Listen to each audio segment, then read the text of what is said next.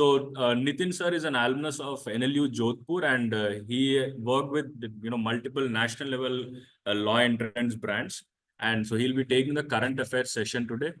So you please attend the class very carefully, and if you have any doubt, you can ask it in the comment box. Sir, please.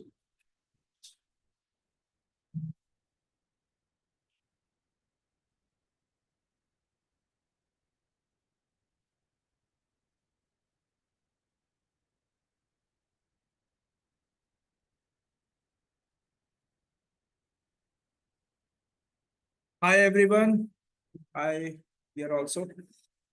Before starting with the current affairs section, can you guys tell me any latest news that was of quite significance lately? A very important news in the last few weeks. Any news that you came across? Manmohan Singh's death, and that's very important because of this, not only his professional achievements, not only his contribution to the nation becomes relevant, but also it becomes relevant his personal life, where was he born and things like that. So he has been prime minister for 2 consecutive terms. So that itself is a very significant thing. So can you tell me what post he held before? Any other significant post he held before becoming the prime minister? Finance RBI Minister. governor, absolutely right. All right. So, and any international news that you came across recently, which is of quite significance? Anything at all? She is a Priya. She's from Kerala actually. She studied in Iran or in Arabic countries. The state government has conducted for executed and Yes, that is also one relevant news. Did you hear about the accident that happened in US recently? What accident? It is assumed to be a terrorist attack where a car ran over 15 people. 15 people died and many other injured. That is also significant international news because of the same day, outside the Trump's International Hotel, a cyber truck also exploded. You guys know cyber truck manufactured by Tesla? So two things happening on the same day. That also becomes relevant in the sense of, and please understand that current affairs and static GK are although two separate things, but sometimes it's one and the same thing in the sense that when you read current affairs, the static part of that current affairs also becomes relevant. For example, Prime Minister Narendra Modi visits a country, say Vietnam. Now, when he visited the country, he must be going to any temple, he must be meeting some people. So that temple and the things about that temple, although it's a static GK, it becomes current GK because of PM Modi's visit. So that is why you have to be very, updated about the international visits, international things that are happening. So coming to the slides today, we have certain questions, not questions, we have certain points that we'll discuss one by one. Just give me 1 second.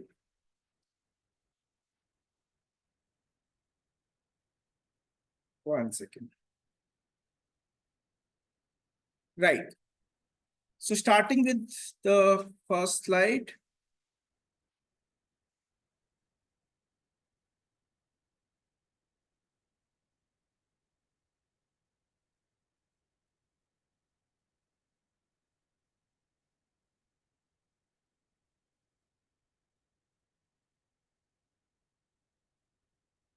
Can someone call? So I don't know how to navigate the slides. Can someone call someone from outside?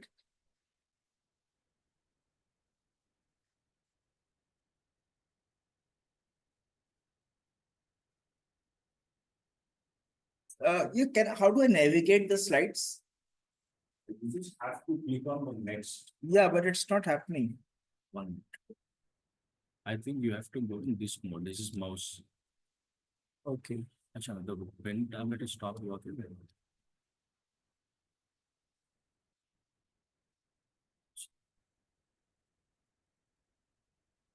Yeah, seems fine. All right. Thank you so much.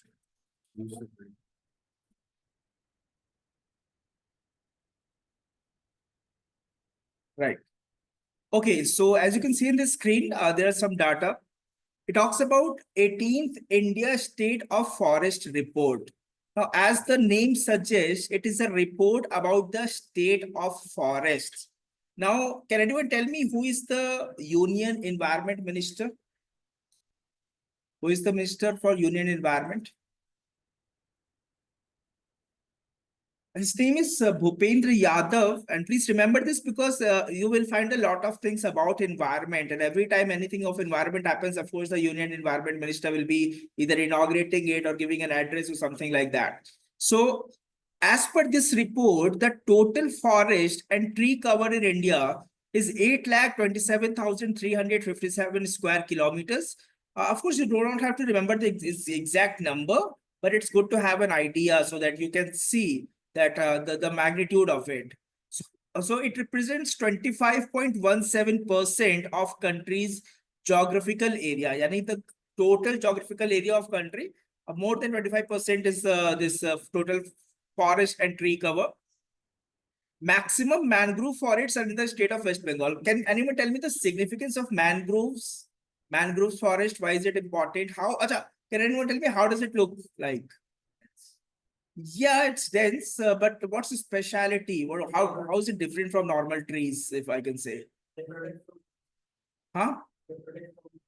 They protect from floods. They are, yeah, that's true. They conserve the habitat of a lot of marine creatures and the roots. If you will look at the picture, I should have put the picture here. If you will look at the picture, you can see the roots and roots along with the tree. So that means mangrove forest is very important, and the maximum forest cover it's in West Bengal. And this the state of forest report, it's a biennial exercise. What is the meaning of the word biennial? Yeah, that is also one way of saying it, but the other meaning of this is once in 2 years. One biennial is 2 times in 1 year or once in 2 years. So every 2 years, we have this report, that is the State of Forest Report. And this was released by the Forest Research Institute. Now, what is Forest Research Institute? I mean, where is Forest Research Institute? Where? Located at? Forest Research, huh? Not Delhi, not Delhi. A lot of institutes are in Delhi, but not this one. Forest Research Institute is in Dehradun. So as per this report, this is the data that we have. And yeah, that's pretty much about it. About mangrove forest, it is found in 123 countries, mostly in Asia, Africa, and Latin America. So it's also important because for some reason, a lot of competitive examinations ask a lot of questions about mangrove trees. So that is also one thing. As he also mentioned, it protects against storms and tsunamis. So that is also one of the features of mangroves.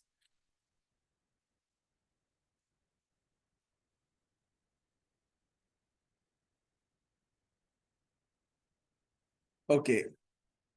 Then there are the other point says that top 3 states having largest forest cover in terms of area are Madhya Pradesh, Arunachal Pradesh, and Chhattisgarh. It is in continuance of the previous point that if we look at the state-wise density of the forest, the largest cover, that is Madhya Pradesh, Arunachal Pradesh, and Chhattisgarh. And if we talk about percentages, the top 3 states are Lakshadweep, Mizoram, and Andaman and Nicobar Islands. PM Modi laid foundation stone of Ken-Betwa River linking national project in Khajuraho, Madhya Pradesh. Now, can anyone tell me where is River Ken and where is River Betwa?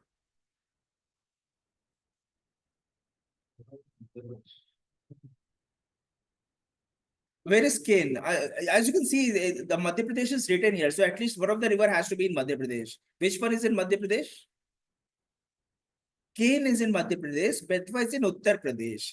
And this linking project aims to link surplus water from Ken to Betwa.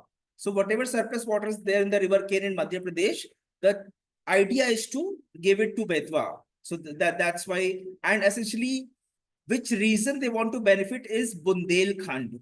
Bundelkhand is a very drought-prone area. So with this linkage, with this river linking national project, that problem will be solved. So that's what he laid foundation for. It will not only accelerate the water conservation by construction of a multi-purpose dam, it will also produce 103 megawatt of hydropower that will supply drinking water to 60 lakh people. So it's a very important project. And it is not only this year, you will find this in news, in previous news also, in magazines and newspapers, you will find the reference of Ken Betwa a lot of times. So this is a very important topic actually. Okay, so India's first national highway built with bio-bitumen. What is bitumen? What is bitumen?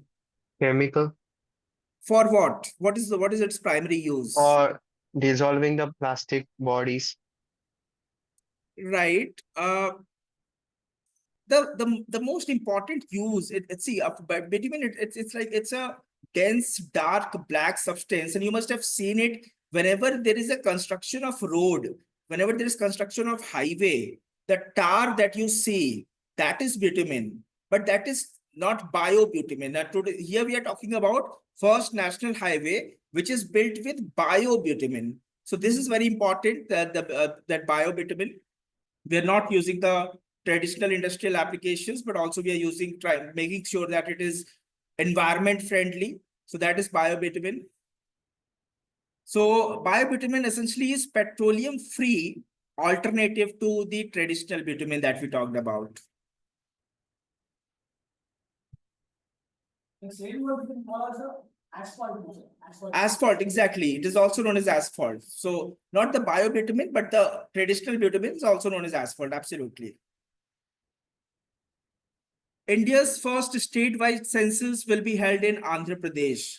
What do you think could be the purpose of a state skill census? What is a skill census? Basically, the differentiates skilled labor, unskilled labor, or agricultural labor. That's true. That's true. So under the census, they're door to door, they are going to the houses and making sure that whatever people are available, whether they're involved in what kind of a skill set, and that is the census. And it's a very important census because usually you must have heard about caste census, you must have heard about so many other types of census, which is mostly motivated by political motives and things like that. But this is a very useful productive census that is the first time India is having, which is the statewide census, and it's happening in Andhra Pradesh. So that is also very important.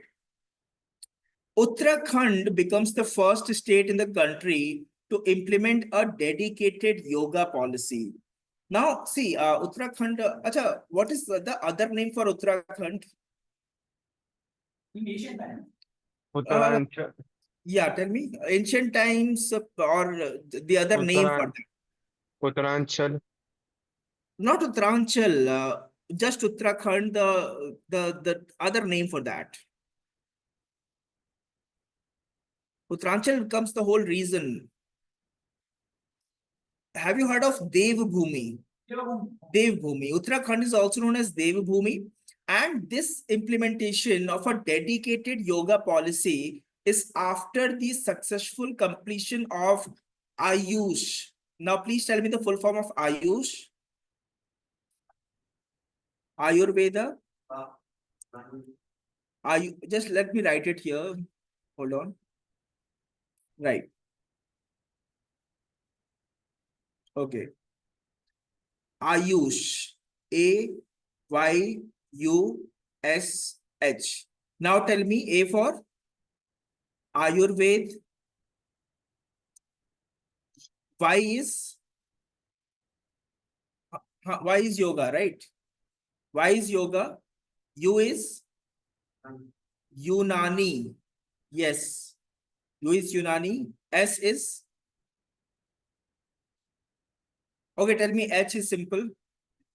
H is homeopath. S is something called Siddha. Siddha.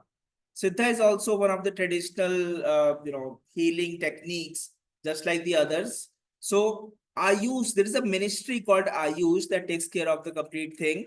So we have Ayurveda, we have yoga, we have Unani, we have Siddha, and we have homeopath.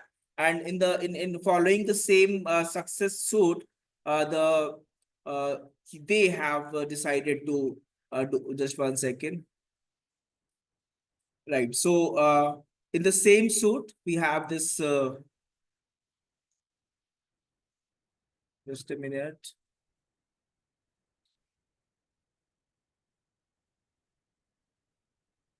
The cursor is getting stuck every now and then. 1 second.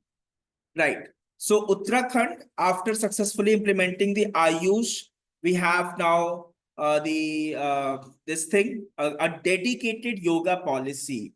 So according to this, they have standardized yoga institutions. They are promoting Rishikesh as a yoga city. As you know that a lot of foreigners also flock to Rishikesh to learn yoga, to learn Indian methods, to learn Hinduism, so to say. So that ways, Rishikesh is turning into a yoga city. All right. 10th International Forest Fair was held from 17th December to 23rd December in Bhopal, Madhya Pradesh. So what could be the purpose of International Forest Fair? What could be the purpose? Environment. Environment, yes, of course, but that's very general. Still, and if you can be more specific here. Promoting afforestation and sustainable development. Right. Sustainable forest practices, empowering local communities and encouraging collaborations among stakeholders in the forestry sectors. So this again was successful, this International Forest Fair. However, one special thing about this forest fair was that the theme of this forest fair was women empowerment through minor forest produce. So women who are involved in the forest produce, it is for the empowerment of that women. So a lot of discussions were happened regarding how they can be benefited. Then we have, okay. These are the current affairs of June to December. So this, if you can see, this is the December news. And as we move along, we will go back in the date. So we'll go till June while discussing this. Okay. Acha, who is the Chief Minister of Madhya Pradesh? He was the key attendee. The Governor of Madhya Pradesh and the Chief Minister of Madhya Pradesh were the key attendees of this International Forest Fair. Who is the Governor of Madhya Pradesh and who is the Chief Minister of Madhya Pradesh? Okay, the Governor is Mangu Bhai Patel and the Chief Minister is Dr. Mohan Yadav. Mangu Bhai Patel and Dr. Mohan Yadav. You see, the next news is Ganges River dolphin has been tagged for the first time in Assam as part of wildlife conservation. What is the meaning of this? What do you mean by tagged? What happened? What is the news conveying? What happened? So including the dolphins in wildlife conservation, including dolphins or the sea life. Including, but what is tagged? What do you mean by tagged? Are going to extinct, so we are going to conserve them species. Going to what? Extinction of dolphin species. Okay.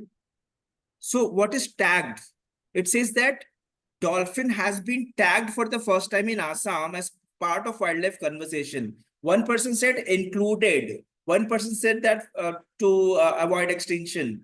But here tagged means what we do is we literally put a tag to track the animal, their migration patterns and so many other things. So they are marked, they are tagged. So that is how it was. That is how it happened for the first time in Assam, that the Ganges dolphins were tagged.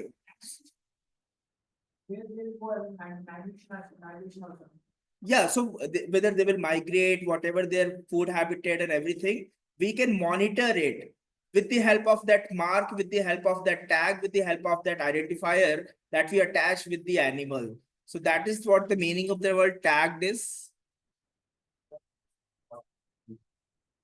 But see, the dolphins are named Ganges River dolphin. So there is sometimes it overlaps with the places that it is found at some other rivers also.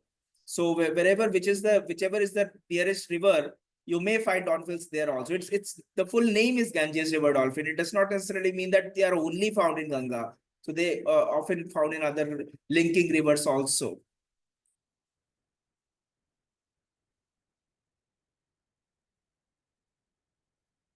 One second. Okay. India and France have signed a MOU to develop the world's largest national museum, Yuga Yugin Bharat National Museum, which is an era of modern India in New Delhi. Now, see, Yuga Yugin Bharat. First of all, please remember this name because it's important, and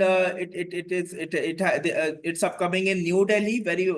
And it's set to become the largest museum in the world, not only in Asia but the largest museum in the world. And it's 1,17,000 square meters. And how it house 950 rooms. So it is the largest museum in the world. And tell me, which is the like till this comes up, which is the current largest museum in the world? Currently, National Museum is the largest museum in the world, and now Yuga Yugin Bharat is going to replace the National Museum in this ranking. What is the last? Huh? National Museum. It's called National Museum. Delhi. So next news is India's first diabetes biobank established in Chennai. Now, this is located in Chennai and it is established by ICMR. Can anyone tell me the full form of ICMR? You can get the hint from the question itself. It's about diabetes. ICMR is a very prominent institution that you will come across a lot of times while studying current affairs. ICMR is Indian Council of Medical Research.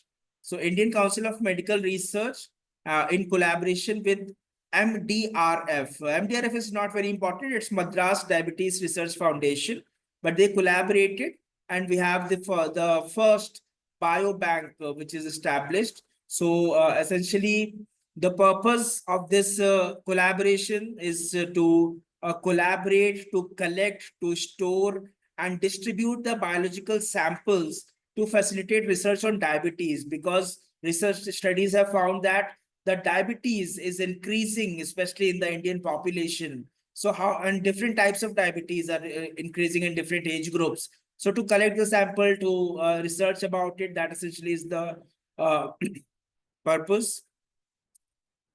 Next point is India becomes the third largest exporter of smartphones globally. Can anyone tell me which is the largest exporter of smartphones? China. China followed by Vietnam. China is first, then we have Vietnam, and now India is third. And that's a great jump. And that's earlier it was Hong Kong at number 3. Now we have India. So China is, it's a very obvious guess also. China is the largest exporter of smartphones and a lot of other things. And we have then Vietnam, now we have India. And smartphone exports in India exceeded 20,000 crore in November last year. Last year means 2024. So 20,000 crore worth of export, that itself is a huge number. All right, now here I would like your participation because the One Nation, One Election bill has been it has been introduced in the parliament. So 129th Constitutional Amendment Bill 2024 and the Union Territories Laws Amendment Bill 2024, they have been introduced in the parliament. Now, can anyone tell me what is this about? What is One Nation, One Election bill? One election means conducting elections simultaneously in a single time. Conducting elections without much expenses and reducing the election expenditure and regional dispersal of policies. Yeah, that's true. But does this mean that when the central elections will happen, all the states will also have election? Yes. Yes. And consequently, the things will happen that this boy just said, that of course, when the elections will happen simultaneously, there will be reduction of cost, there will be a lot of facilities, there will not be a lot of pressure on the exchequer, there will not be a lot of arrangements and managements and advertisements, everything again. Yes. Yes. Yeah, that is what the bill is about, and it's under consideration that how we will carry this along, because of course the states have different 5-year, ending 5-year at different times. So how to align that? The bill is about that only, and that is under the discussion. President rule during that, yeah, that is one solution. That is one solution, that we can have a president rule by the time a fixed date is arrived. So that is one thing. However, since we have just had election in 2024 till 2029, we have a lot of time to align these things. So we have time and we are working on that, and the bill has already been passed. And the bill aims to enable simultaneous elections for the Lok Sabha and the State Assembly. Who was about? Sorry, I can't hear you. He's asking to explain about general elections. Which elections? Generally, in the sense, nation election. General elections. Generally, Gemini elections. I do not know about this. What is that? Gemini election. Sorry, I don't know about this. I have no idea. So I'm just learning the word Gemini from you. So I did not hear it before. Okay. Acha, who is the chairman of this committee that proposed One Nation, One Election bill? Ramnath Kovind, President Ramnath Kovind. Just few random questions. Who was the first female president of India? Dr. Pratibha Patil. Yeah, right, Pratibha Patil. Who was the first Muslim president of India? Zakir Hussain. Find this out. This is very easy. See, these are very easy questions. At least all the presidents, all the prime minister, we should know chronologically. So that is very basic. So please go through that. Abul Kalam Azad. Okay. All right. Now see, the thing about this One Nation, One Election is that there are some opposition, a lot of controversies. Not a lot of states want this. However, if we argue, we will not find one strong point about why we should not have simultaneous elections. Like you guys also said, and someone from online also said that there will be reduction of cost. There will not be a lot of trouble in conducting the elections again and again, multiple times a year. So can anyone tell me an argument which is against implementation of One Nation, One Election? Eliminating of regional parties. Intimidating of regional parties. Eliminating of regional parties' That- importance. Right. Regional parties' importance will be affected because of this. That is one argument. And any other strong argument? Importance of state assembly will not be that much as Lok Sabha, because the bills passed by Lok Sabha is also overpowered by state assemblies. So that is happening even right now also when we have different elections. influence of other state elections. Influence of other states' election. Making government?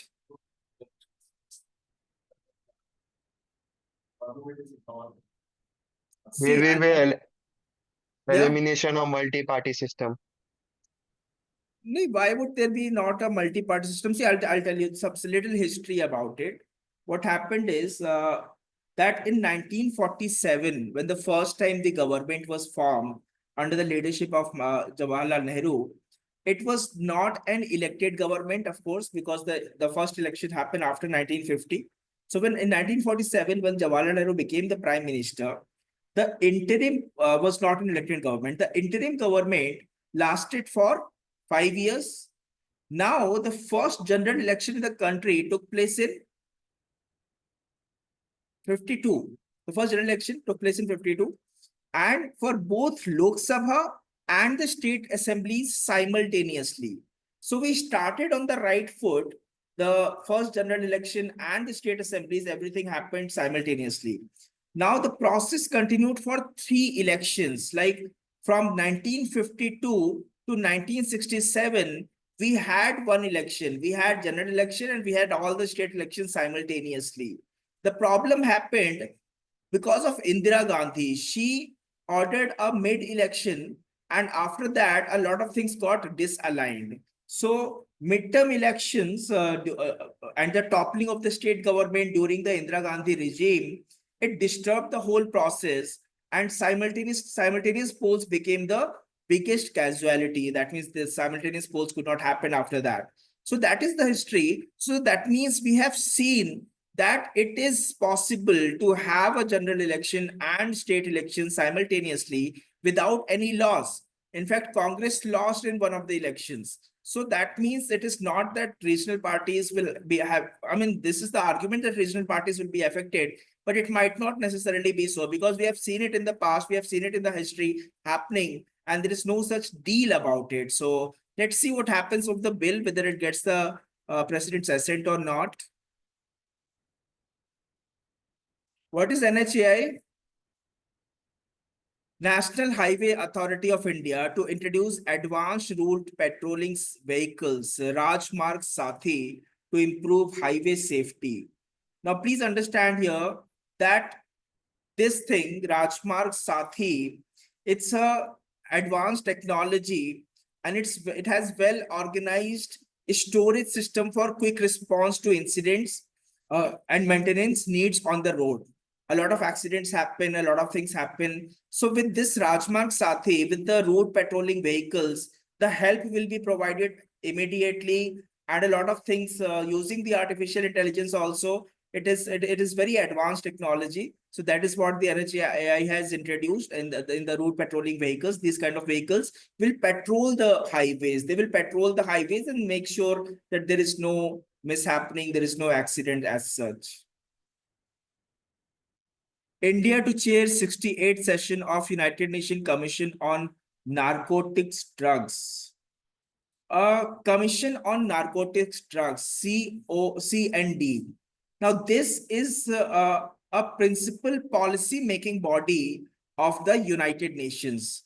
A very quick question. Can you tell me the online or offline? Tell me the 5 principal organs of the United Nations. General Assembly. Security Council, Yes. Chairman General, No, General General Assembly, Secretary, Security General Council. Secretary. So General Secretary Ch- is the head of the United Nations. UNESCO. No, not UNESCO. UNESCO is one of the parts, but not the principal organ. You have told me 2 so far. General Assembly, Security Council. Human Commission. Not Human Rights Commissions. Those are different. Yes. Court of Justice. International Court of Justice. So where is this situated? International Court of Justice. Where is the headquarters? Hague in Netherlands. Hague. Hague in Netherlands. Yes. Then we also have Trusteeship Council. We have Trusteeship Council, and we have ECOSOC, Economic and Social Council. So Trusteeship Council, Economic and Social Council, International Court of Justice, General Assembly, Security Council. These are the 5 principal organs of the United Nations. Secretary, ECOSOC, Economic and Social Council. So ECOSOC, the 5 bodies that I just named, these are the principal organs of the United Nations. However, we have so many other important bodies like World Health Organization. Someone said UNICEF, for children, for environment, for so many other things. So similarly, for drugs, they have a Commission on Narcotics Drugs. It's a very significant body. And India is going to chair the 68th session of the United Nations. And Sambhu S. Kumaran, who is the India's permanent representative to the United Nations in Vienna, officially assumed the chairmanship of the Commission on Narcotic Drugs in the 68th session. This is the first time that India is doing it.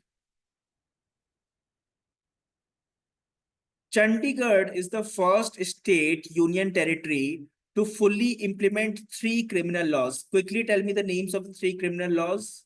भारतीय न्याय संहिता, भारतीय न्याय संहिता, भारतीय नागरिक सुरक्षा, भारतीय नागरिक सुरक्षा, नागरिक सुरक्षा and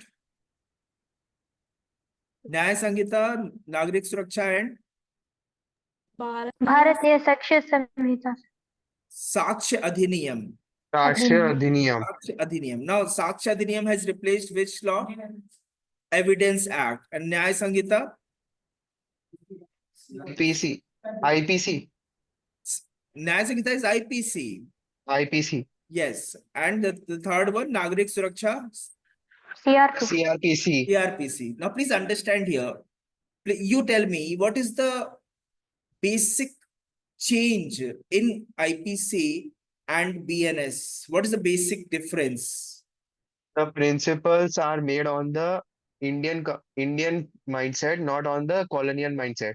Yes, but that is true for all of them. Just tell me about Nyaya Sanghita. Because why the word Nyaya and how is it different from penalty like Indian Penal Code and Bharati Nyaya Sanghita? So penal and Nyaya, how do you differentiate? I think this is the punishment, CRP is below the prison. No, you are telling about IPC and CRPC. I am talking about IPC and BNS. Nyaya, what comes to your mind when you hear the word Nyaya and when you hear the word penal? Justice, Nyaya means justice and penal is punishment. So the main change that the constitution makers have brought in with the 3 laws is that instead of focusing on punishing, they are focusing on giving justice. So punishment is secondary here and justice takes the central role. Recently we have unveiled the new the Lady of Justice. Did you all see that? What is the difference now? knows God, there is a book in the hand of the lady. Yes, she has the constitution in hand and she's not blindfolded. And the sword, there is no sword. The sword has been replaced by the constitution. She is no more blindfolded. So now the approach is towards giving justice, not giving punishment as such. So that is a thing. Recently, there has been a lot of debate regarding the gender neutral laws, especially after the Atul Subhash suicide. Have you guys listened about that? And also, after that, there is also a guy, Puneet. He also committed suicide. Yes. So after these incidents in the country, there is a nationwide debate about that. Are women, not women rights, men rights, yes, men rights, because the laws, all the laws, be it Domestic Violence Act or all the laws that are used in the domestic domain, they are, I mean, it is being observed that they should be gender neutral in some sense, where equal power should be given to both the husband and wife, to both the man and women. So that is also one debate that is happening in the country, and you should be aware about this, because if the matter goes out of hand, it reaches the parliament, there is a possibility that some changes might come in the laws that operate.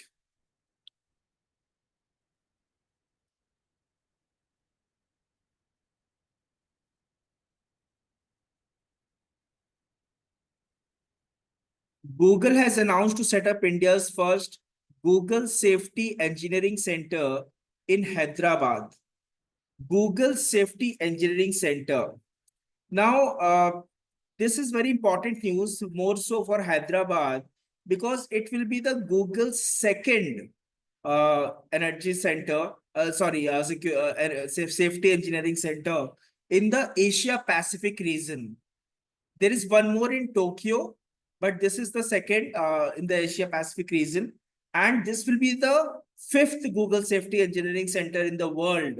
We also have one in Dublin, we have one in Munich, we have one in Malaga, but this is the 5th that we have. Now, this what is this actually? What is this engineering center? It's a specialized international cyber security hub that plays a vital role in developing advanced security and online safety products in the context of India. So Google, such a big company, is launching it in Hyderabad. That itself is a huge it's a thing to not only know about the facts but also be happy about.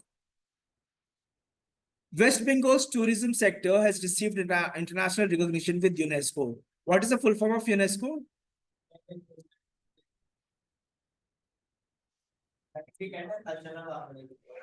Right. United Nations Economic, Social and Cultural Organization. No, this is not economic. See, ECOSOC is economic, social, and cultural organization. UNESCO is educational, scientific, and cultural organization. So this E is not economic. This is educational, and S is scientific, and the ECOSOC is S is social. So please understand the difference. Although the same words are used, the same letters are used, but the you have to see it in the context. So now UNESCO has declared it as a top destination for heritage tourism.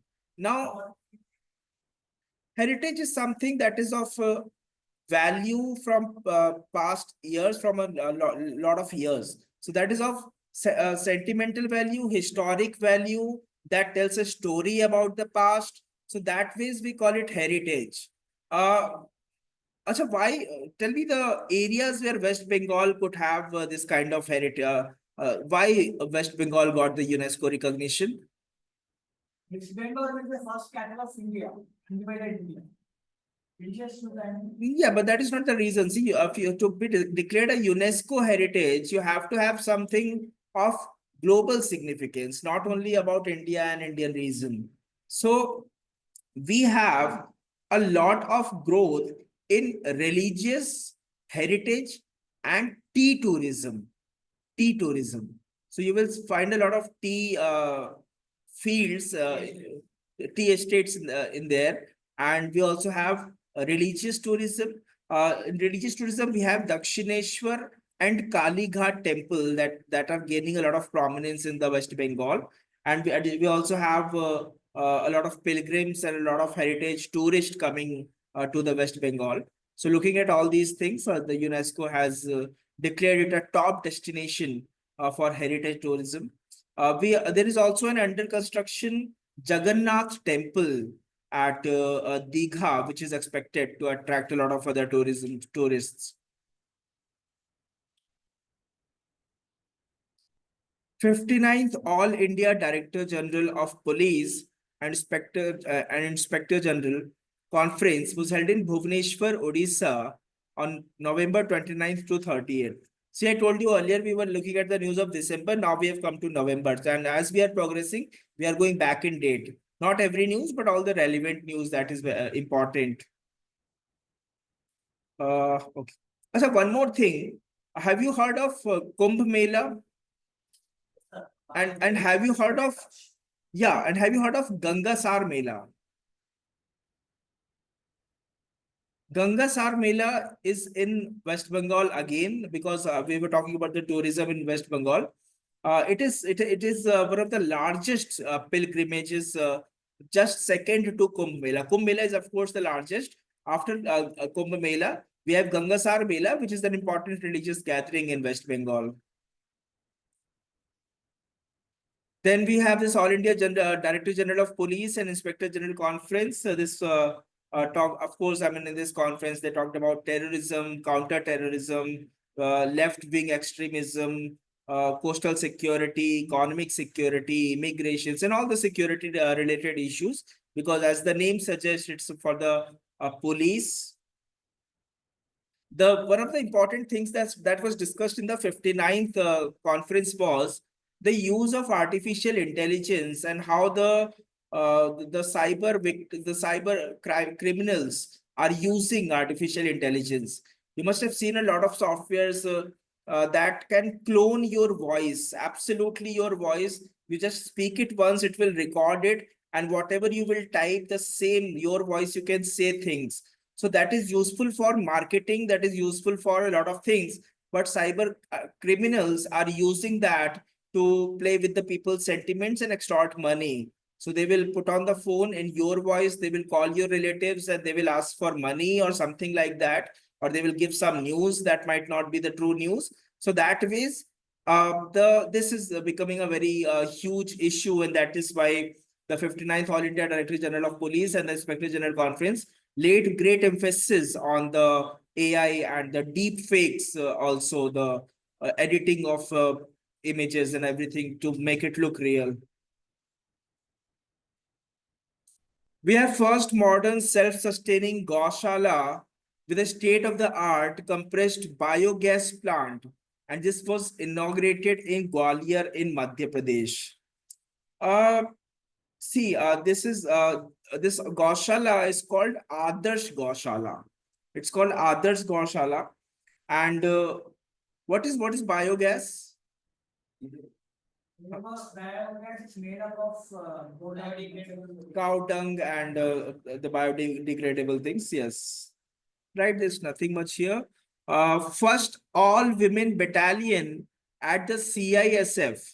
What is the full form of CISF?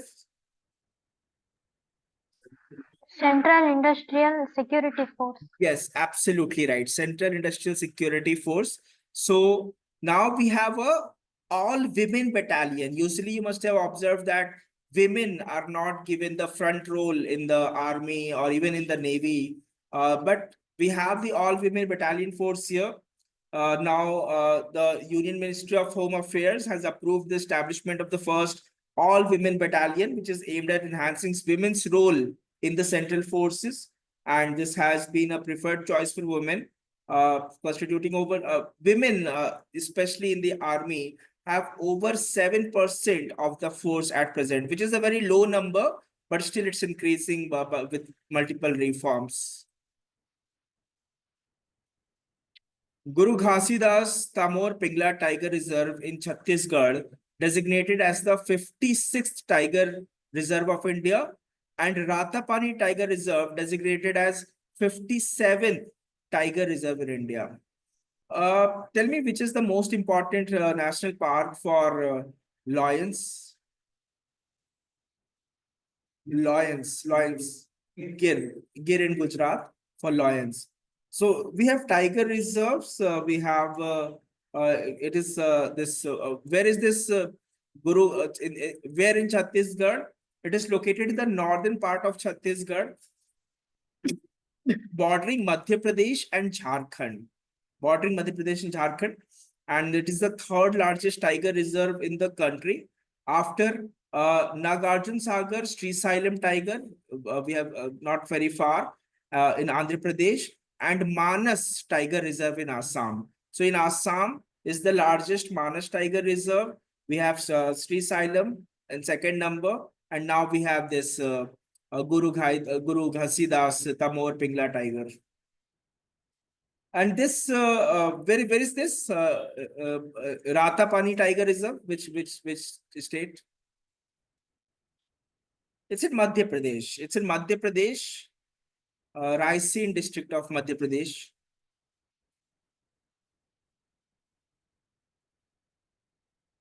India's first Constitution Museum inaugurated at O.P. Jindal Global University in Sonipat, Haryana. Ever heard of this university? Yeah, it's a very famous university. In fact, even in the National Law Universities ranking, if you will consider the top law universities in India, Jindal Global Law School will have a place. It's a private university. It has its own entrance examination. But I mean, it does not take through CLAT or the traditional national level international. It has international. Yes, it's a private university. The thing about Jindal is it's very expensive. Yeah, I mean, the last I checked, the per annum fees was 9,50,000 for every year. So it's quite expensive, but it's all my friends from National University Jodhpur, who have after graduating from college, who went abroad and studied law, they came back and they are teaching in the O.P. Jindal Global Law School and having a foreign degree is one of the requisite of becoming a professor in OP Jindal Global Law School. So a lot of people, a lot of students try that. It's also a good opportunity. It's one of the best universities in India. So we have a Constitution Museum there in this university. Who's the law minister? It was inaugurated by the law minister. Who is the law minister? See, at least since you are in the legal profession, you are writing a law paper, Attorney General of India, Law Minister, Chief Justice of India, all the judges of the Supreme, not the names of all the judges of the Supreme Court, but at least the number of judges in the Supreme Court, some prominent people from the High Court. These are something that you should know anyways. So Arjun Ram Medwal, the law minister, he inaugurated this the Constitution Museum. And also he was also accompanied by the Speaker of Lok Sabha. Who is the Speaker of Lok Sabha? Om Birla. Right, Om Birla. The Speaker of Lok Sabha. He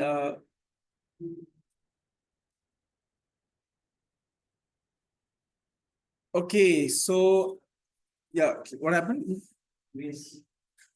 Previous. Oh, sorry. Okay. World's fifth and India's first night safari will be inaugurated in Lucknow. Lucknow is my city. So, world's fifth and India's first night safari. You understand what is a night safari, right? Like there are animals and you are going in a jeep looking at the animals from a safe distance. So, this particular night safari that we are talking about, it covers 900 acres, which is being built by the Lucknow, like Uttar Pradesh government. And the safari, it is constructed in Kukrel Reserve Forest. It is being constructed in Kukrel Reserve Forest. It will be the fifth night safari in the world. Night safari in the world, as in during night also you can visit, and there will be moonlighting where you can observe the animals. So the atmosphere will be such that you will have the experience of a night safari. The safari will include many features: tramway, skywalk, sky cycling, zipline facilities, and things like that. And visitors will be able to safely view numerous animals, including carnivorous animals like leopards and Asiatic lions, through a laminated glass. However, this safari is expected to open in December 2026. So Abhi, it's not open. The work is on. So it will open in December 2026. India's first green hydrogen fueling station was inaugurated in Leh, Ladakh by NTPC. What is NTPC? Absolutely, National Thermal Power Corporation. I mean, those who give CLAT PG, they get an interview opportunity with NTPC. If anybody wants to, go into the government sector after writing CLAT PG paper, ONGC, NTPC, Power Grid, these are some of the ONGCs that invite interview directly based on your CLAT PG score. So just an information. Okay. So India's first green hydrogen fueling station. There's nothing much to explain here.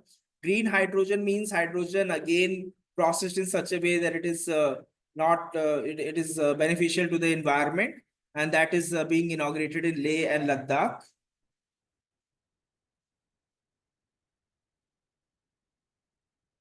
Ashtalakshmi Mahotsav. So the first Ashtalakshmi Mahotsav was held in Delhi from 6 to 8 December. The festival will focus on the 8 Northeast states. What are the 8 Northeast states? Meghalaya, Assam. Huh? Arunachal Pradesh. Assam, Sikkim, Assam हो गया, Sikkim. Nagaland, Nagaland. Tripura, Meghalaya हो गया, Tripura. Mizoram, Mizoram. Yes, we have 8 now. Arunachal Pradesh, Assam, Manipur, Meghalaya, Mizoram, Nagaland, Sikkim, and Tripura. So this festival will focus on these northeastern states. And this happened at Bharat Mandapam. Do you know what is Bharat Mandapam? It's a very important venue where a lot of significant things are happening. And if you will continue reading the general knowledge, current affairs, or GK static, any magazine, any book, you will come across Bharat Mandapam a lot of time because a lot of important, significant events happen there. Even the G20 meeting, the organization of G20 meeting also happened at the Bharat Mandapam. So that ways, this also happened there. And essentially, this uh, Ashtalakshmi Mahotsav, Ashtalakshmi, it is one of the forms of the Lakshmi, like as per the mythology, which is Eighth the form of Lakshmi. form of Lakshmi, which is called the Gaja Lakshmi. Now, Gaja Lakshmi essentially, like the Narendra Modi described this event while addressing as that goddess Gaja Lakshmi was seated on a lotus with elephant around her. And he said that the northeast has a vast forest. Northeast has the national parks like Kaziranga, Manas, Mehao, and other wildlife sanctuaries. So that's how he tried to build a connection with the Gajalakshmi and how it will be beneficial for the northeastern states. Okay. First Asian Buddhist Summit was held in New Delhi from 5th to 6th November. Asian Buddhist Summit. See, the International Buddhist Confederation, we have an International Buddhist Confederation, and they organized this with the help of India's Ministry of Culture in New Delhi in India. Can anyone tell me about anything about Buddhism or Lord Buddha in general? What was his teaching? Very, very crisp way. How? What was he, an atheist or a theist? He's not an He was not an atheist. Huh? Oh, yeah. Did he believe in God? He's a believe God. So why is it different from Hinduism? What makes Buddhism different from traditional Hinduism? Orthodox reforms. Yeah, orthodoxy reforms, that is true. But in the content of Buddhism, what is there which is not there in Hinduism, maybe? People in the gods will not be replaced By monotheism.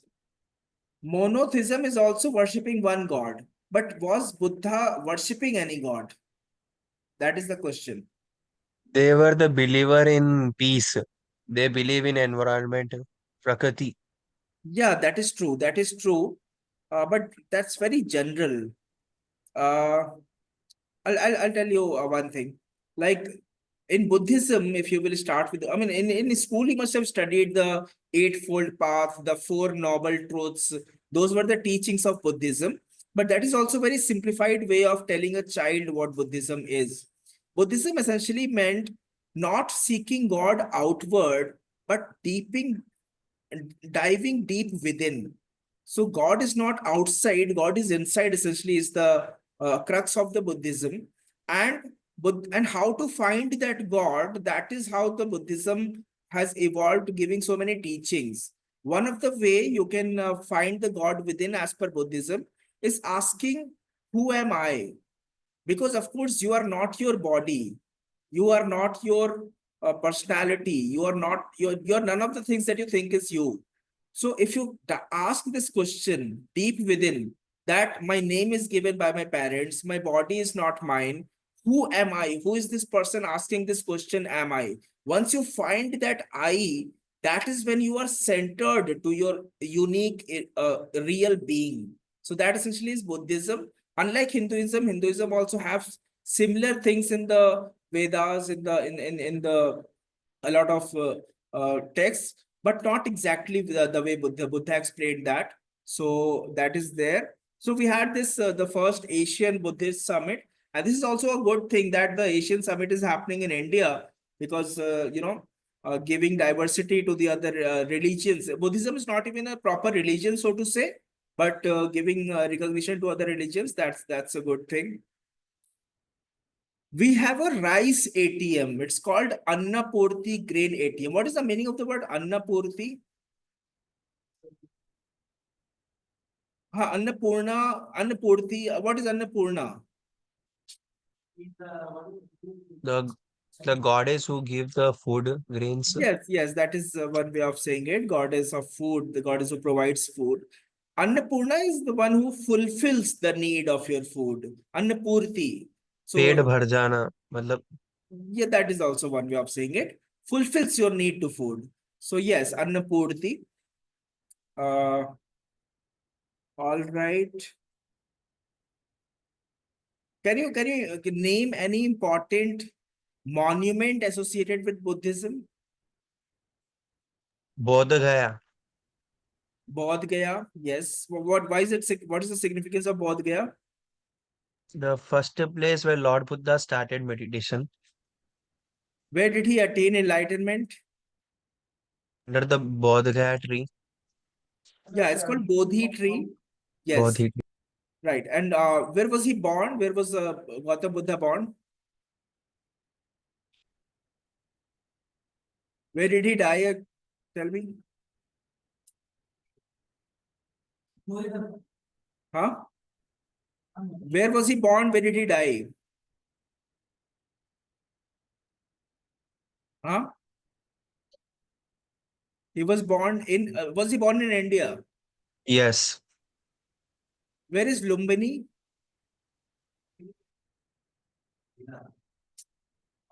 Nepal. Lumbini is in Nepal.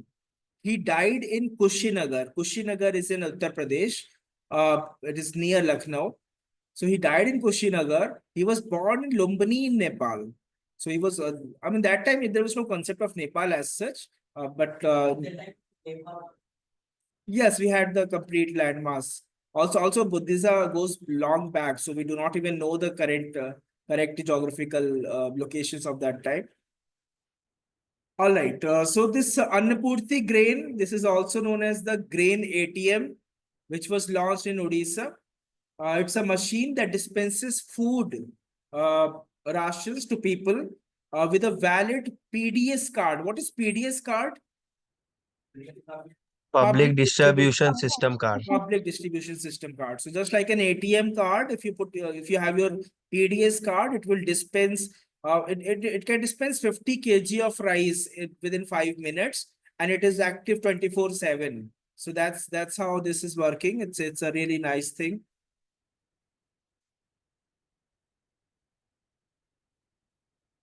The Indian Army will hold its formal annual 2025 Army Day Parade in Pune, Maharashtra.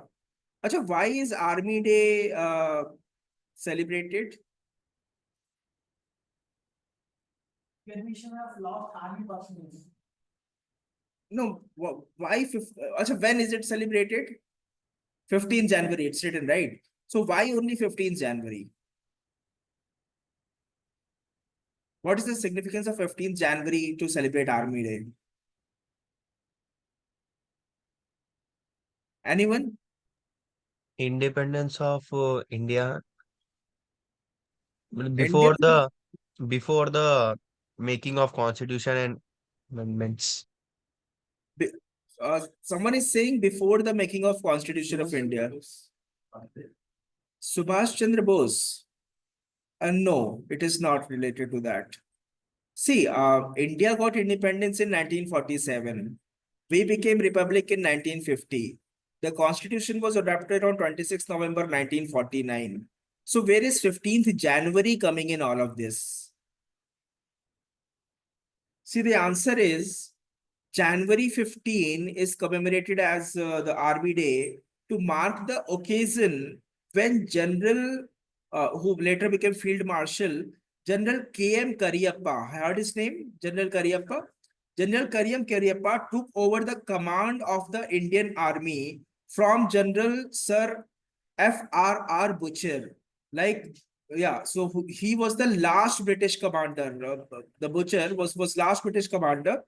And he, General Karyappa, became the first Indian commander-in-chief of independent India. So he became the first Indian commander-in-chief of the independent India on 15th January. That is why, and this happened in 1949. So that is why 15th January is there for Army Day. Okay, we have 10th India International Science Festival. This was held in IIT Guwahati from 30th November to 3rd December 2024. International Science Festival, IISF, India International Science Festival. It's not India International, it's India International Science Festival. It held at IIT Guwahati in Assam. The theme of this festival was transforming into an S&T driven global manufacturing hub. What is S&T? What could be S&T in this context? The theme is transforming India into an S&T driven global manufacturing hub. Science and technology, yes, science and technology. So this festival celebrated India's scientific achievements and aimed to promote science-led industrial growth. The government has proposed to raise the foreign direct investment limit for Indian insurance companies from 74% to 100%. They have proposed, it's not happened yet. The proposal is there. Can anyone tell me what was the percentage before 74% in the insurance sector? Yes, 49%. 49% it increased from 49% to 74%. Now it's proposed to 74 to 100. It's somewhere. Huh? It's somewhere. Yes. Okay. Tata Aircraft Complex, PM Modi and his Spanish counterpart, PM Pedro Sanchez, jointly inaugurated the Tata Aircraft Complex for the manufacturing of C-295 military aircraft in Vadodara. This is India's first private sector and final assembly line for aircraft. Now, this is very important that because it's a huge accomplishment, this is for the first time the complete aircraft is being it's being yeah, in India. So the facility, it's the first private sector final assembly line facility, making a significant milestone for country's aerospace sector. And Defense Minister Rajnath Singh, I hope everybody knows that Rajnath Singh is the Defense Minister. Defense Minister Rajnath Singh, who was also present in this inauguration, he said that this is a huge accomplishment for Indian private industry, as it is the first project of its kind in which a complete military aircraft will be manufactured in India by a private company. So for the first time, a private company is manufacturing the complete aircraft, military aircraft. So that is an achievement. Mace Observatory. Anybody know about this? So what is the full form of Mace? Mace Observatory has been inaugurated at Hanle in Ladakh. What is Mace? Achha, what is BARC? The telescope is indigenously built by BARC. What is BARC? Bangladesh Rural Advancement Committee. Yes, yes. Bangladesh Rural Advancement Committee, sir. Bangladesh Rural and Advancement Committee. No, this is not that. Please see, it is talking about telescope. It is talking about observatory. So think in terms of space exploration. What could be BARC? Satellite. Yes, Bhabha Atomic Research Center. Bhabha Atomic Research Center. There are so many TV shows and movies also about this. So yes, Bhabha Atomic Research Center. And this MAZE, the full form of MAZE is Major Atmospheric Cherenkov Experiment. Major Atmospheric Cherenkov, CHERENKUV. Major Atmospheric Cherenkov Experiment. And this is the largest imaging Cherenkov telescope in India. And that observatory has been inaugurated in Ladakh. It is Asia's largest and world's highest imaging observatory.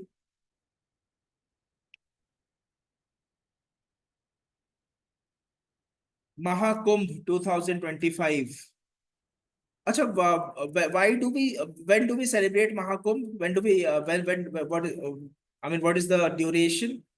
12 years. 12 years, right? And why so? Why 12 years? Meeting of three major rivers. Meeting of major rivers, no.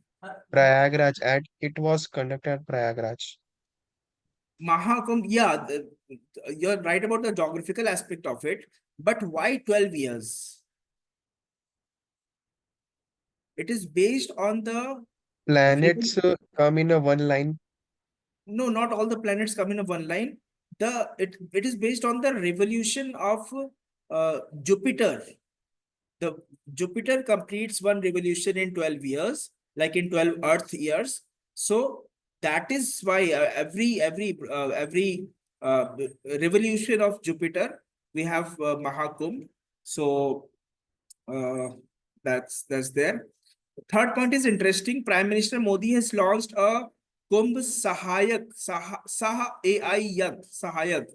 chatbot to assist visitors during Mahakumbh. As you know that there are so many people flocking in India, from India or outside India for to celebrate Mahakumbh. So we have a assistant, we have an artificial intelligence assistant chatbot that will assist visitors during Mahakumbh, and it's a generative AI tool. This Sahayak is a generative AI tool that will act as a digital companion for the millions of devotees who are expected to gather at Prayagraj. What where? Prayagraj, in Prayagraj, I think. Yes. No. See, Kumbh, there are 5 places where Kumbh happens, but Mahakumbh is happening in Prayagraj. I'll tell you the 5 places also. See, there are, one second. It's mainly held in 4 riverside pilgrimage sites. It is Haridwar, Prayagraj is the most prominent, Prayagraj. Then we have the Haridwar, Haridwar, yes, Prayagraj, Haridwar, and I'm forgetting the other 2 places. But there are 4 places, and recently a 5th place has been added. So 5 places. But this news that we are talking about, this is about Prayagraj. All right. So remember the revolution of Jupiter is prominent for this.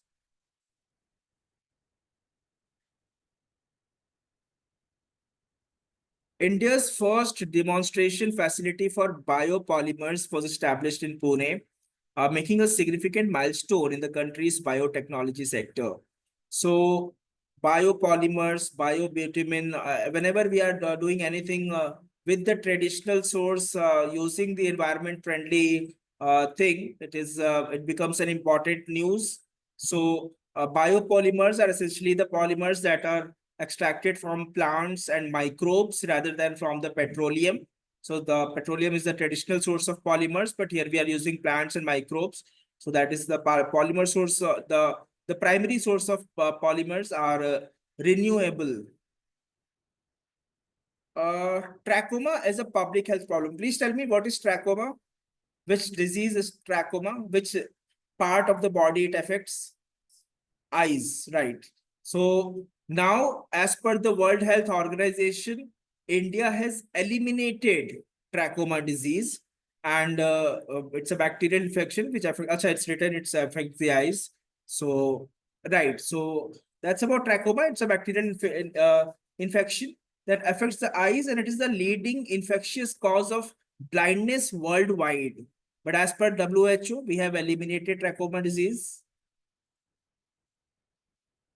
16th session of the UNCCD, Conference of Parties, COP16.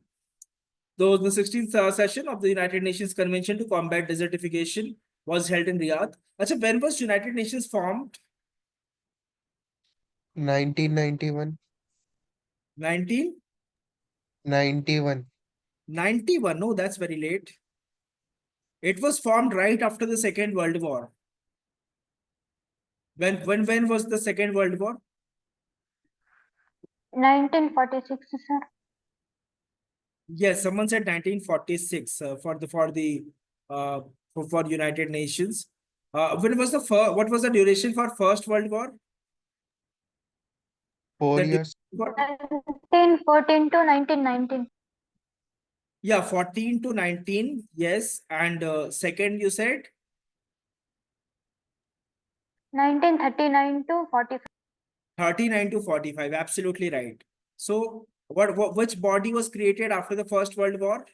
Just like United League Nations. of Nations. League League of of Nations. Yes, League of Nations. Was League of Nations successful? No. Failure. Absolutely not, because of course the Second World War happened, and the whole purpose of League of Nations was to avoid World War from happening. So after World War happened, we have United Nations. Yes. Okay. Right. So here the United Nations uh, Conference of Parties 16. It was held in Riyadh, Saudi Arabia, from December 2nd to 13th. COP6, the theme of this was Our Land, Our Future. 29th UN Climate Change Conference, COP29, and the 29th UN, this was held in Baku, Azerbaijan, and 38th COP will be held in Brazil. What is the full form of UNFCCC?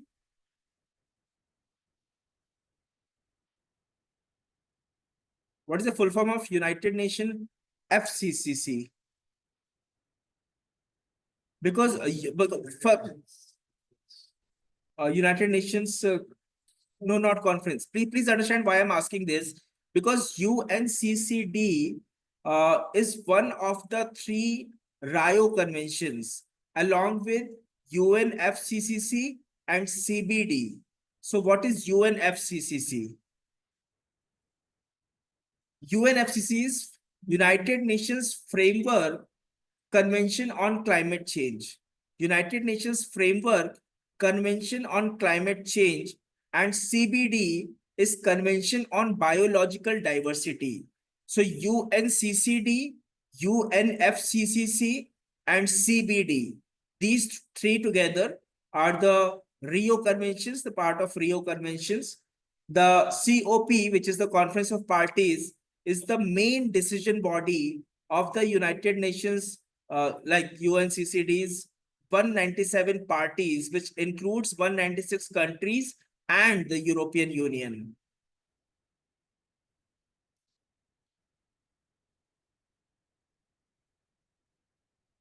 Global Energy Efficiency Alliance. Acha, can anyone tell me simply what do we mean by energy efficiency? What is the meaning of the word energy efficiency? What do we mean when we say Increasing the production of renewable energy. increasing the production of renewable energy? True, but why? I mean, of course, for the environmental factor and other things, but efficiency, what do we mean when we exactly use the word efficiency? Encouraging. Reaching up to the needs. Huh? What is it? See, essentially, it simply means using less energy to perform the same task. Whatever task we are performing right now using whichever source of energy, we have to perform the same task but use less energy. That essentially is the Global Energy Efficiency Alliance, and eliminating energy waste and other things.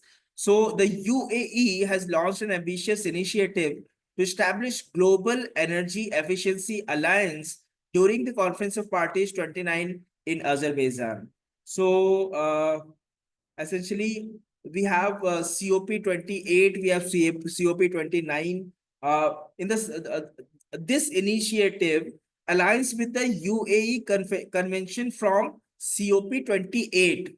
So it is carried out from there, where all the 198 participating countries in organization and companies committed to reducing carbon emission and minimizing natural resource consumption. Then we also have Global Cooperative Conference. It has been inaugurated by Modi in PM Modi in New Delhi, and on the same occasion, PM Modi has also inaugurated the United Nations International Year of Cooperative 2025. These are, I mean, there is nothing to explain here. You can remember this. These are important conferences that you have to remember because these have the tendency to appear in the question paper. And of course, they also usually ask the theme of the conference, which is the cooperation creates prosperity for all. Cooperation creates prosperity for all. This is the theme.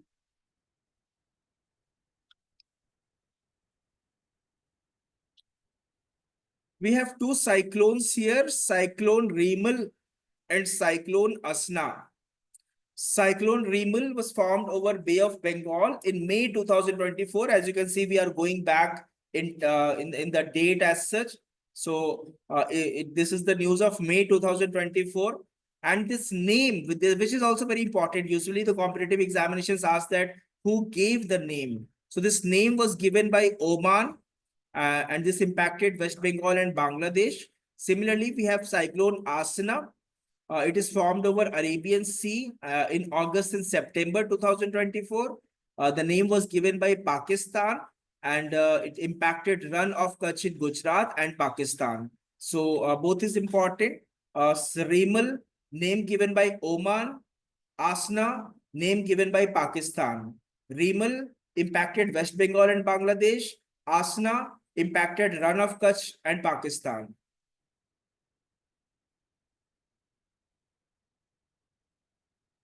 It was very Remal was a very serious cyclone. It had the wind speed up to 135 kilometers per hour, according to IMD. What is IMD? Right, Indian Meteorological Department.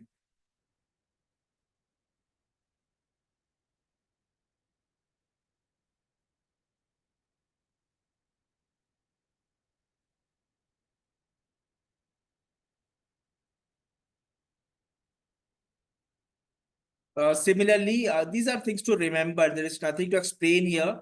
Remember the name, remember the areas it affected. Remal, Asna. We also have Dana and Fengal. This also formed over Bay of Bengal in October 24. This name was given, it's not written who gave the name. This also impacted Odisha and West Bengal. And Fengal, we have Bay of Bengal in the month of November and December. Name given by Saudi Arabia impacted Tamil Nadu. So remember all the cyclones in every competitive examinations, the major cyclones usually in the coastal regions, they have the tendency to appear in the paper. So just remember the names, the areas affected, and who coined the name. Okay, we have ITU WTSA 2024. Can someone quickly tell me the full form of ITU? I mean, it's written here, but if you knew, you could tell me. Or WTSA? Yes, ITU is International Telecommunication Union, ITU. WTSA is World Telecommunication Standardization Assembly. And this was inaugurated by PM Modi. Again, see, Bharat Mandapam. I told you that you will come across Bharat Mandapam again and again in your current affairs study, because a lot of important events happen in Bharat Mandapam in New Delhi. This was held from 15th to 24th October. The 8th edition of India Mobile Congress was also inaugurated by the Prime Minister during the event. So, yeah, there's nothing much. So around 3,000 industry leaders, policymakers, and tech experts from over 190 countries participated in ITU WTSA. The theme of this ITU WTSA was the future is now. The future is now. That was the theme. So then, of course, about the India Mobile Congress 2024, that showcased over 400 exhibitors, about 900 startups, and participation from over 120 countries was seen. 19th International Conference of Drug Regulatory Authority, ICDRA. Please understand, please remember these full form as we are reading. ICDRA, International Conference of Drug Regulatory Authority. So India hosted the 19th International Conference of Drug Regulatory Authorities in New Delhi from 14th to 18th October. See, this was inaugurated by the Union Minister of Health and Family Affairs. Who is the Union Minister of Health and Family Affairs? Acha, I'll ask you one more question that I asked in the beginning of the class. Who is the present? Acha, in the beginning of the class, I asked you the Union Minister of Environment. Who is that? Bhupender Yadav. Now you remember. And who is the for this family welfare? JP Nadda. Jagat Prakash Nadda, JP Nadda. He is the Union Minister of Health and Family Affairs. He inaugurated this 19th International Conference. And the event, this was being hosted for the first time in India. And this was organized by the Central Drugs Standard Control Organization, which is also called CDSCO. It had over 194 WHO member states. Jaimakan Marg. See, this is very important. Prime Minister Narendra Modi has named the road in front of the Jamaican High Commission in Delhi as Jamaica Marg during the official visit of Jamaica PM Holness visit to India from September 30th to 3rd October. So it's a very significant diplomatic gesture that he named a road in India for the name of another country. So it's a significant diplomatic gesture. Prime Minister Narendra Modi, he announced that the road in front of the Jamaica High Commission in New Delhi has been officially named as Jamaica Marg. This announcement came during a joint press conference with Jamaican Prime Minister. His full name is Andrew Holness. Andrew Holness. So Andrew Holness, when he visited India, and this highlights the deep connection between the two countries.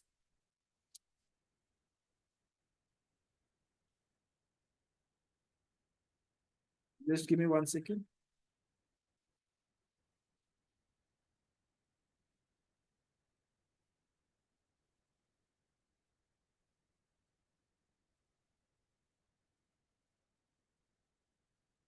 Okay. Union Minister of Ports, Shipping and Waterways, Sarbana Sonowal. This also is one thing you can remember. Sarbananda Sonowal. He is the Union Minister of Ports, Shipping and Waterways.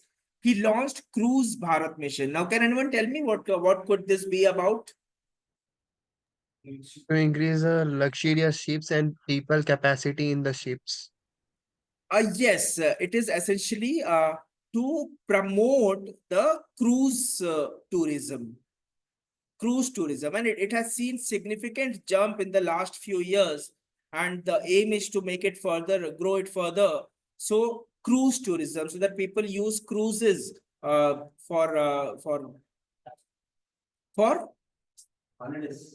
holidays, any tourism activity. So yeah.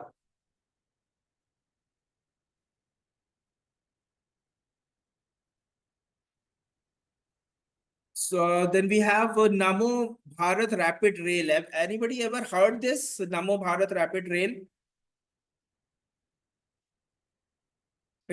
I'm asking this because it is not a new thing. Earlier, it was known as Vande Metro. Vande Bharat nahi, Vande Metro. So this Mumbai's Namo Bharat Rapid Rail, it's a semi-fast rail, and it completed its first trial run at 130 kilometers per hour, aiming to enhance the intercity travel and to replace the existing services. So the country's first Namo Bharat Rapid Rail, this was inaugurated by PM Modi, and it's the first rail that ran between Bhuj and Ahmedabad. Where is Bhuj? Yes. And of course, Ahmedabad. India's first carbon dioxide to methanol pilot plant was inaugurated in Pune. see what happens is I'll tell you the process also, how is it relevant and why is it important. The carbon dioxide to methanol, this process, it involves capturing carbon emission and before they enter atmosphere, particularly from industrial sources like power plants or directly from air. So essentially we need carbon dioxide, and then using this air capture technology, we hydrogenate it. So when it is reacted with hydrogen, then it produces methanol. So on one way, we are reducing carbon emission, or we are using the carbon from the environment, and after hydrogenating it, we are getting methanol. So the India's first carbon dioxide to methanol pilot plant, this was inaugurated in Pune. That again is a good step towards environment. Nikita Porwal from Madhya Pradesh won the Miss Femina India 2024. See, there are so many these beauty pageant awards, and it's important to know at least the relevant ones. Femina Miss India, we have she has, this is Nikita Porwal. She is, any idea where she's from? She's from Madhya Pradesh, Nikita Porwal. And the first runner-up was Rekha Pandey, and the second runner-up was Ayushi Dholakia. Ayushi Dholakia. Any guesses where is Ayushi Dholakia from? Can you guess from the title of the name? Dholakia. Ayushi Punjab. Dholakia. No, not Punjab actually. It's Gujarat. So, but yeah, good guess. All right. So not very important. Usually, Femina Miss India is not very prominent, but yeah, we have it here. India's newest port, Galathea Bay in Andaman and Nicobar Islands, was notified as a major port. Now, please, this is important. First of all, where it is? Yeah, it is located in the Great Andaman and Nicobar, Great Nicobar Islands of Andaman and the Nicobar Islands of India. So it is being developed as an international container transshipment port. It is called ICTP, International Container Transshipment Port, and it is also eligible for central funding and will be developed under the public-private partnership model, PPP model. So, right. We have the first Hindi literary museum that was established in Kashi, Varanasi. First museum to be dedicated to a language. Now, this is very important because this not only has the before this, coming back to the previous question, Galathea Bay, what do you understand by bay? What is a bay? Bay, what is it? Port. No, yeah, but can you explain the geographically what is it that we call bay? River bank. River bank is one word. He also said port. See, Curved bay, land. huh? Curved land, sir. Water with land. Yes, sir. Yeah, that is what. Land got curved, sir. Yes, it is essentially a body of water partially surrounded by land. Yes, partially surrounded by land. So that is bay. All right.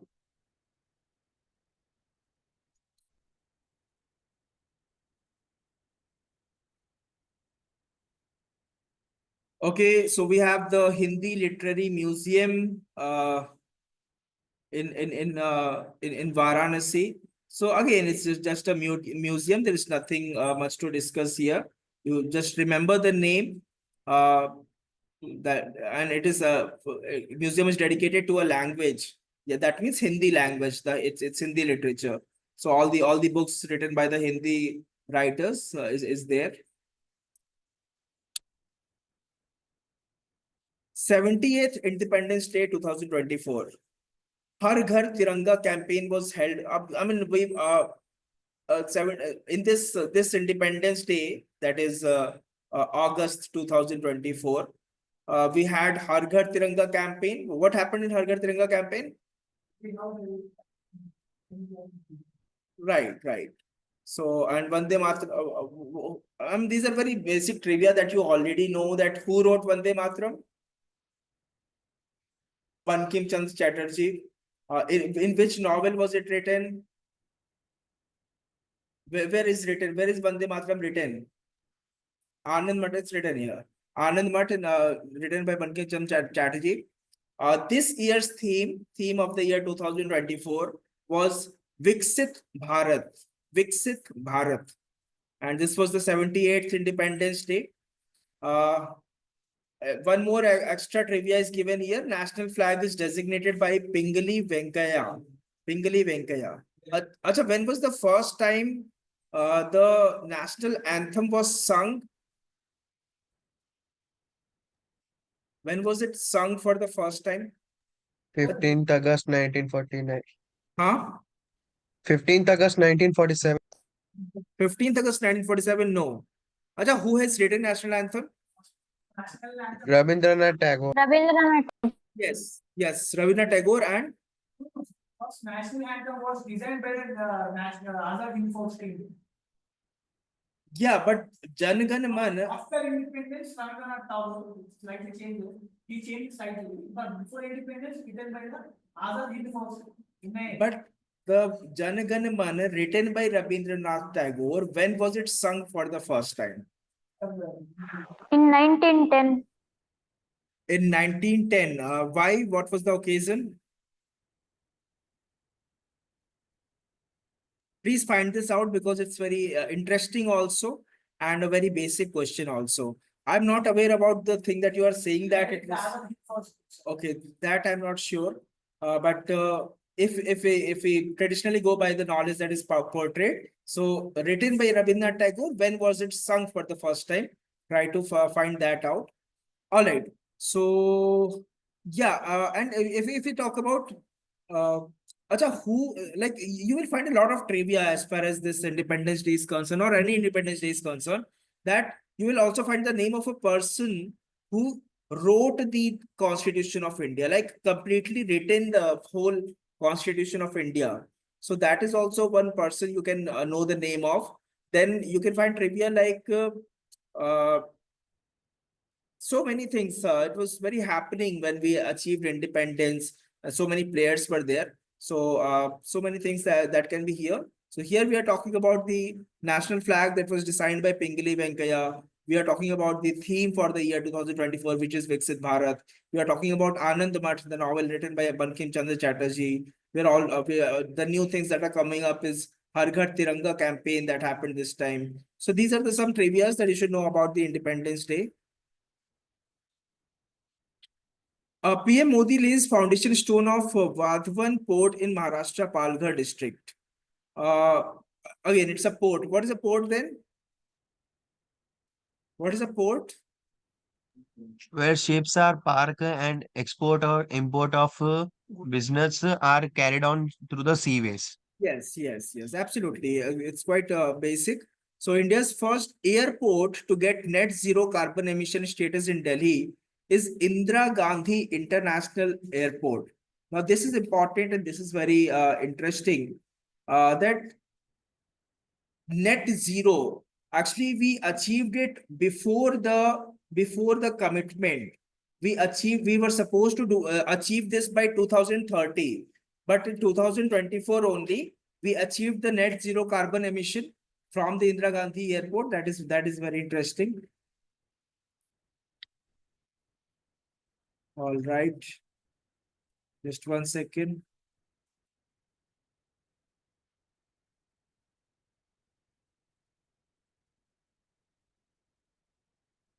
See, Acha, do you know who is responsible for managing Indira Gandhi International Airport? Which body? GMR. Yes, GMR and GMR, and also there is DIAL. Presently, GMR. Yeah. DIAL. See, DIAL is not a separate company, please. DIAL is the the International Accreditation Program. I'll tell you the full form. DIL is Delhi International Airport Limited, something like that. So it's the both together monitored this thing that it achieves the net zero capacity of carbon emission, and this has been achieved with both of them. of sharing Yes, that is true. Hotakura made history by joining Blue Origin's New Shepard 25 NH25 mission, founded by Jeff Bezos. So please understand that this is a tourism. Some people like to go for tourism in space, and this Hotakura, he made history because he joined the Blue Origin's New Shepard mission, which was that they went up to the space, enjoyed there without gravity, and then came back. So this Gopi Chand Thotakura, the full name is Gopi Chand Thotakura. He made history, first Indian civilian to travel to space as part of the Blue Origin's New Shepard. And he was one of the 6 crew members. So total 6 people went there. He was one of the 6, and the mission reached a maximum height of 105 kilometers. 105 kilometers they went and above Earth, and this lasted only for about 10 minutes. So that was the mission. The other crew members, I don't think you will be interested, but the names were Mason Angel, Sylvain Chiron, and Kenneth L. Hess, among others. What is a Ramsar site? Yeah, shallow water bodies, true. We have a lot of Ramsar, so this thing. Yes.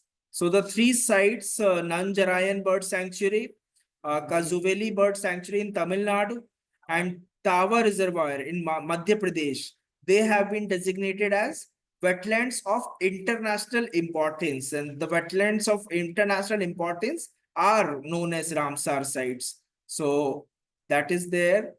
Total number of wetlands declared as Ramsar sites in India has increased to 85. Someone I think said just now. So yeah. And this Nanjarayan Bird Sanctuary and Kajwali, both are in Tamil Nadu.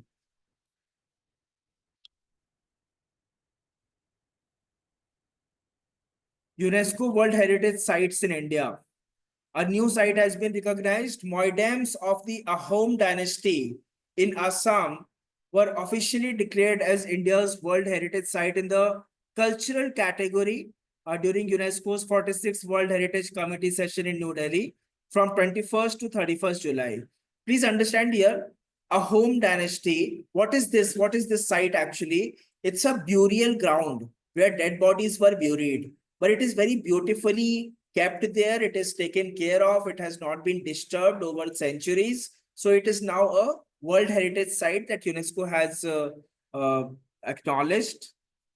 And it is the first cultural site from the Northeast. We just talked about all the Northeast states. So it is the first cultural site from the Northeast to make it to the UNESCO World Heritage list under the cultural category. Huh? Moidams of Ahom dynasty. See, Ahom dynasty, it was a very old dynasty. So they had these nomenclature. There is no English equivalent to Moidams. One way of saying is that it could be the burial grounds where we bury the dead people. So that, but it's not the correct correct explanation of that. It has a separate identity altogether depending on that time's dynasty and that time's cultural heritage.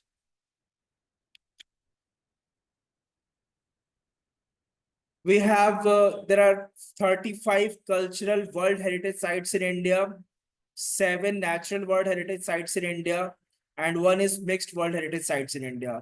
So when we say cultural heritage sites, so the monuments, the things that we have made, those are the cultural sites. Natural sites, any river, hills, natural things, and mixed bird sites where in the nature we have constructed something or which does not fall in either of the categories. Rashtrapati Bhavan's Darbar Hall and Ashok Hall has been renamed. Darbar Hall is now known as Ganatantra Mandap and Ashok Hall is now known as Ashok Mandap.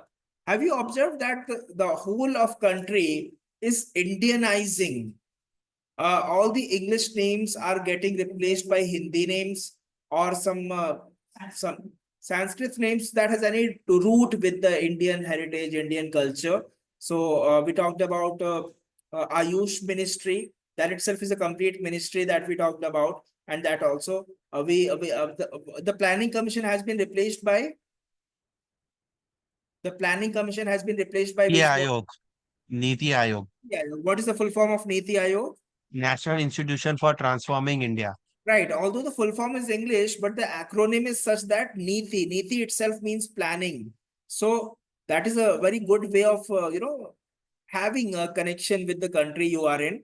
So following the same league, we have Ganatantra Mandap instead of Darbar Hall, and Ashok Hall. We have Ashok Mandap instead of Ashok Hall. Okay. And Rashtrapati Bhavan is the official residence of the President of India. I hope everybody knows this.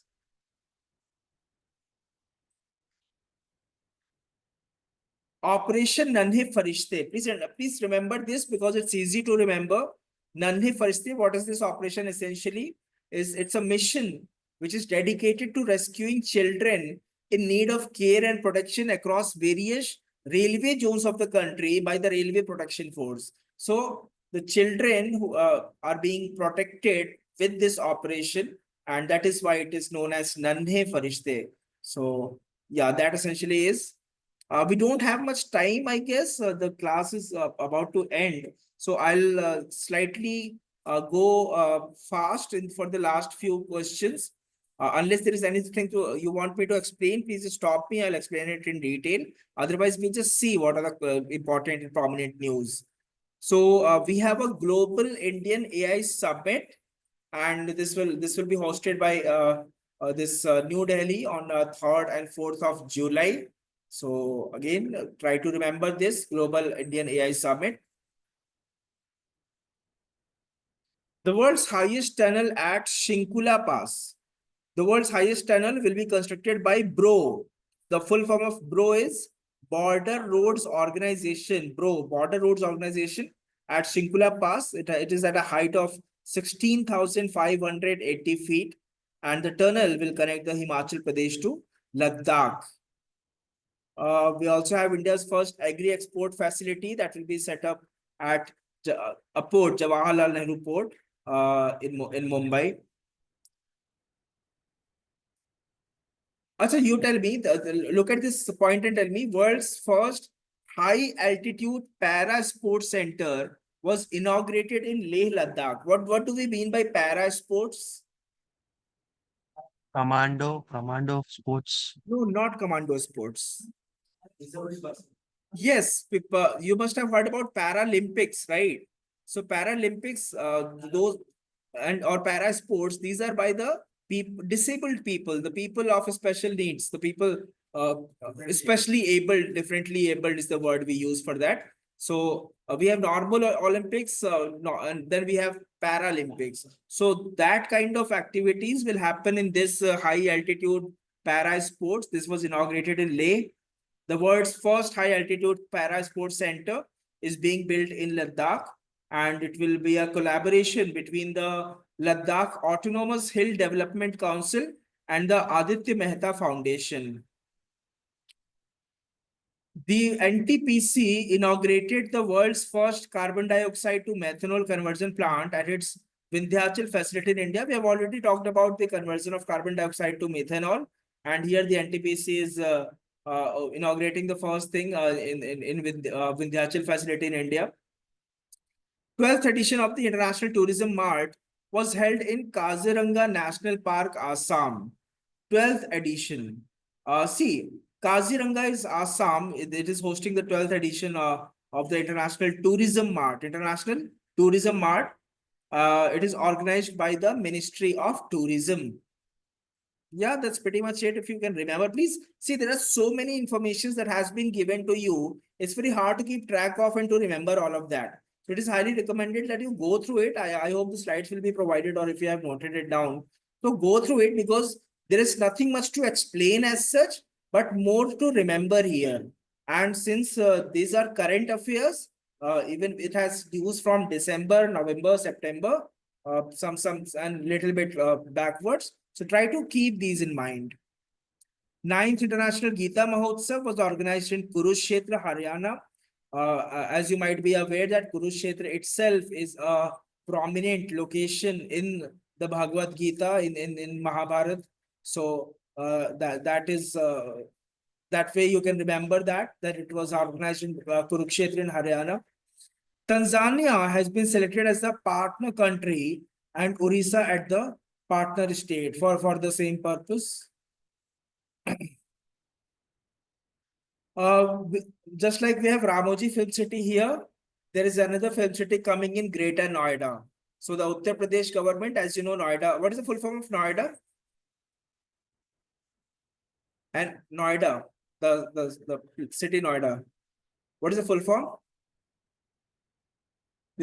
Noida is not a full name. It is an acronym. It's called New Okhla Industrial Development Authority.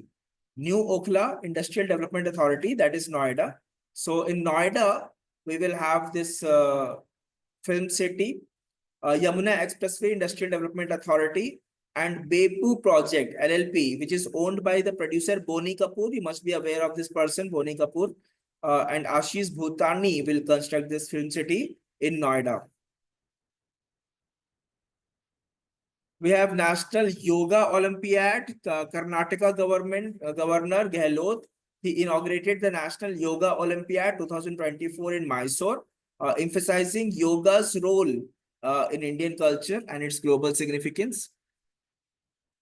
We also have the world's first conservation and breeding center.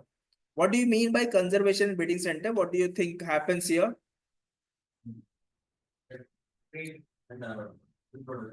Yes, reproduction essentially, so that we have more of the same species. And this is essentially, see, it is written Jatayu Conservation and Breeding Center. And Jatayu is associated with which creature? Vulture. Yeah, the vulture essentially. So yes, not eagle, vulture, not just eagle, vulture. So this conservation and breeding facility will have a pair of each of the birds and whatever they are trying to conserve here, king vultures and red-headed vultures in Maharajganj. So Maharajganj is the place where it is happening in Uttar Pradesh, and this essentially is the breeding. The essential purpose is it's not like a national park. It's not like a safari. It's about they are as protected kept in such an environment that breeding happens. So conservation and breeding center.